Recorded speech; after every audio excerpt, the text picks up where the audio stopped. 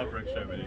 The yellow string is gonna represent our upper extremity pathway, and our red string is gonna represent our lower extremity. All right, so we'll start off with lower extremity, which is our red.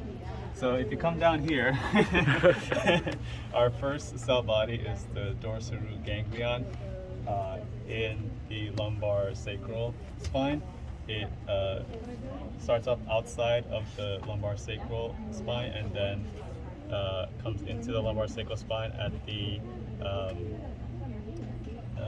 posterior dorsal root ganglion. Well, this is the ciliary root ganglion, and over here is our Dorsal horn of Gray. dorsal horn of Gray. Yeah, dorsal horn of Gray. Yeah, because dorsal is sensory and ventral is motor. So we're now in our dorsal horn of Gray. It's going to come up as our fasciculus gracilis, which is general sensory. It's going to come into our cervical spine as more medial to our upper extremity. It's going to continue as our fasciculus gracilis up until it reaches our internal arcuates. The cell body here for our lower extremity is the nucleus gracilis. Yes. At that point, it crosses over at the internal arcuates and comes up from this point on as the medial lemniscus. Mm-hmm.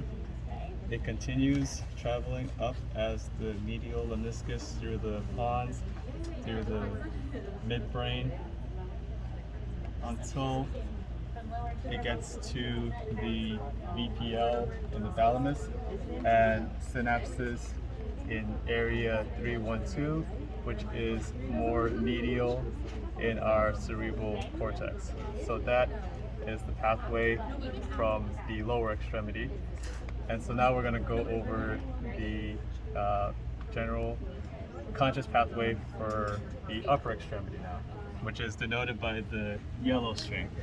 And so it begins in the cervical spine, because this is upper extremity now. Same cell body, dorsal root ganglion outside of the cervical spine. It inserts more laterally, yeah, to the fasciculus gracilis. This is now fasciculus cuneatus, okay?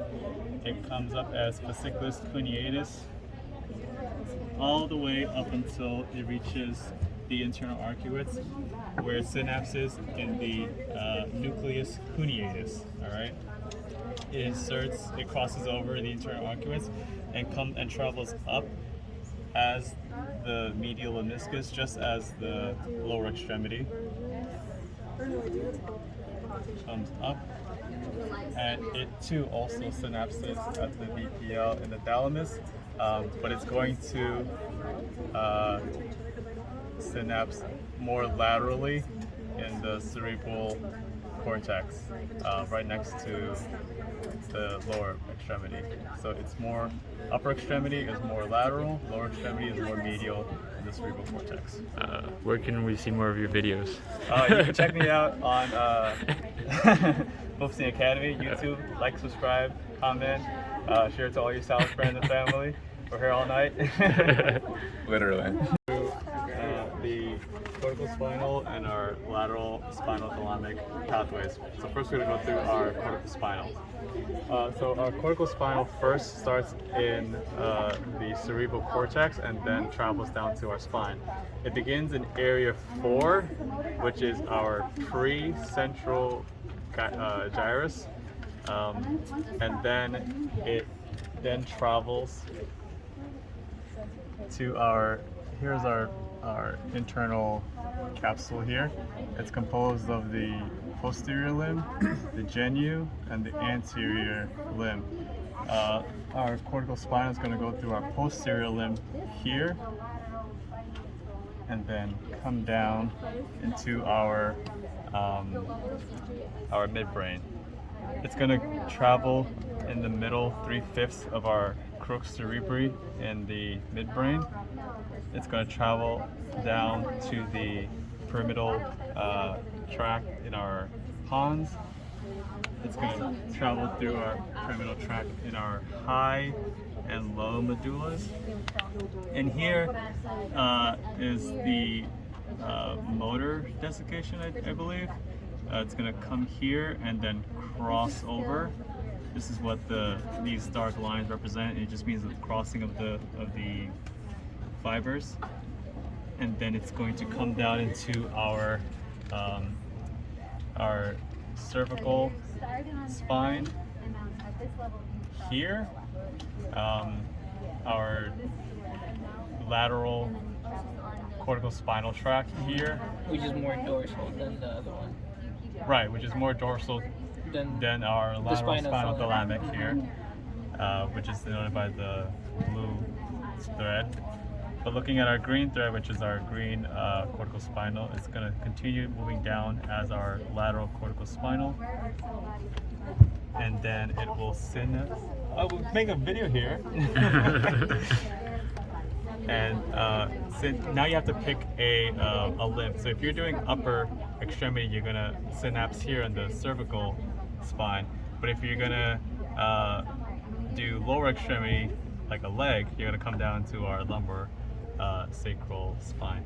Either way, you're going to synapse at the ventral horn of Gray, and then you move into the direction of the limb that you want. So here is our ventral horn of Gray in our lumbar sacral spine, and if you had wanted to do like an upper limb, then you would synapse here, which is the ventral horn of Gray in the cervical spine. So that is the end of the cortical spinal tract. Next, we're going to go over the lateral spinothalamic tract. Now we're going to talk about the pathway for our lateral spinothalamic, and for that, it's going to be denoted by our blue string. Here, our first cell body is our dorsal root ganglion, which is outside of our lumbar sacral spine. It then synapses in our posterior horn of Gray in our lumbar sacral spine, and then crosses over at the ventral white commissure. It then comes up in the lumbar sacral spine as the lateral spinal thalamic. And then as it travels up the spine into our thoracic, you'll see that it travels more ventrally in the spine and then continues up. Once you get into the cervical spine, you'll see that it travels more laterally, hence the name lateral spinal thalamic tract. Shoots up. Here's our here's our lateral spinal thalamic. You'll see that it's still traveling more laterally here. Here in our pons, this is where it continues to travel. Here, it's going to travel laterally. And these other two strings came from our upper and lower extremities, conscious pathway. Here, it's traveling laterally. In our midbrain here, you'll see that it's traveling laterally. It too will synapse in the VPL in the thalamus, and it will finally come to an end here as area 4. 312. Oh, 312? Okay, so 312, which again is more medial in the cerebral cortex than the upper extremities. So that is the end of the lateral spinal thalamic tract. Send them off, man. Those have been your 4 pathways for today. Good luck on the neuro exam. If you need help, don't ask me.